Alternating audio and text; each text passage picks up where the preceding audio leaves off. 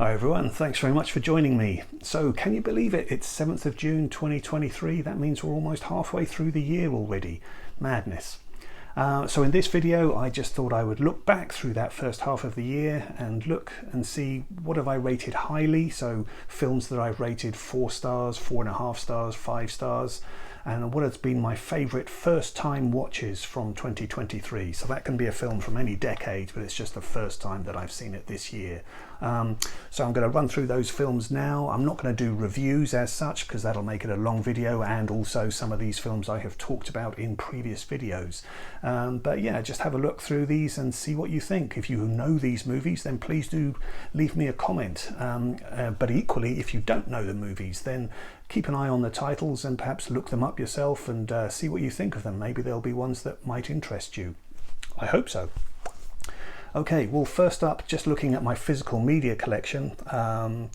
Now, I should say I've watched over 200 movies so far this year, but it's surprisingly, it's only 10 that I can pick out from my physical media collection that I've given a high rating to. But like I say, I'm often quite stingy with my ratings, so that's just me. But yeah, I shall go through the physical media ones first, and then I'll go on to the streaming ones that I've watched. Sorry, I've just had to reposition myself as the sun was shining across the screen there.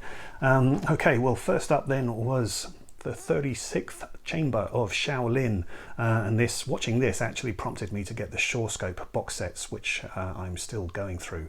But yeah, fantastic film.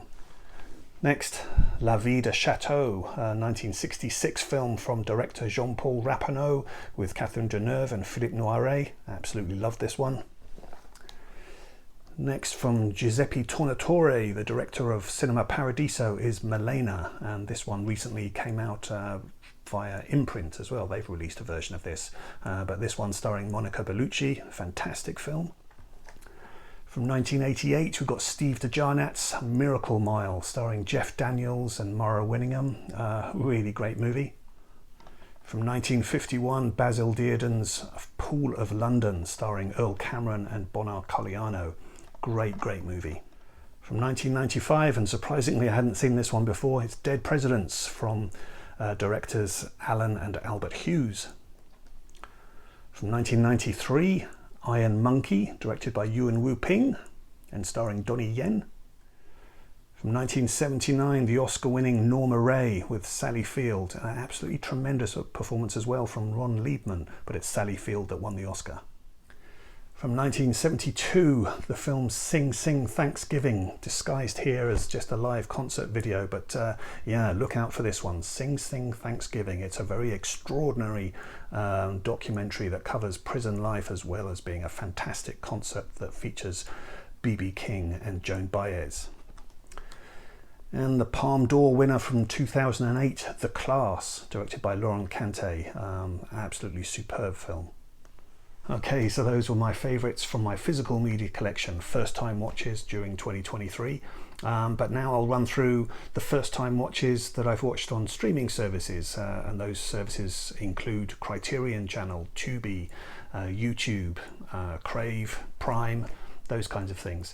So yeah, we have from 1954, Kenji Mizoguchi's Sancho the Bailiff, an absolute classic, and it has a deserved position on the Sight and Sound all-time greatest movies list. From 1973, Mike Leigh's Hard Labour, one of his productions for the BBC. And from 1980, also from Mike Leigh, Grown Ups, also one of his productions for the BBC. And from 1982, Home Sweet Home, also from Mike Leigh, and again, one of his productions for the BBC. The Breaking Point, a 1950 film from director Michael Curtiz.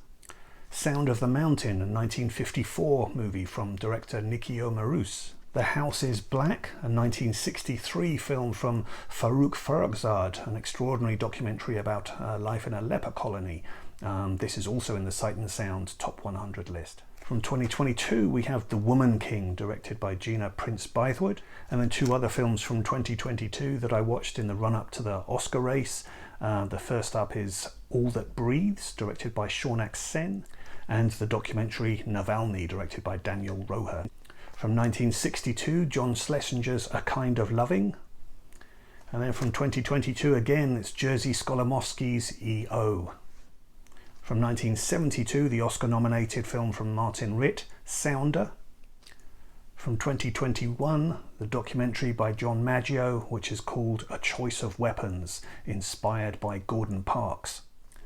From 1977, Billy, Portrait of a Street Kid, directed by Steve Gethers. From 1986, directed by David Chung and starring Michelle Yeoh, Royal Warriors. From 1991, Mira Nair's Mississippi Masala, starring Denzel Washington. From 1926 and directed by Dmitry Kirsanov, it's the film Menilmontant, and this was reportedly critic Pauline Kael's favourite movie. From 2023 and at the cinema, John Wick, Chapter 4. From 1932 and directed by Ernst Lubitsch, Broken Lullaby. From 1958 and directed by Val Guest, The Camp on Blood Island. From 1932 and directed by Dorothy Arzner, Merrily We Go to Hell. And from 1979 and directed by Joan Micklin Silver, Chilly Scenes of Winter. From 2017 and directed by Warwick Thornton, Sweet Country. And from 2023, directed by Ben Affleck, Air. And then finally from 2020 and directed by Alexandra Rockwell, Sweet Thing. So there you go, that's my roundup of the films that I've watched during 2023 so far that have been rated 4 stars or higher, first time watches. Please do let me know your thoughts on those movies. Are they movies that you have seen and enjoy yourself, or do you think there's perhaps some there that you might want to check out? I hope some of this intrigues you. I really appreciate you being here if you've got this far, so thank you for that. Please do join me again for some more videos. More will be coming, and thanks for stopping by. All the best to you. Bye bye.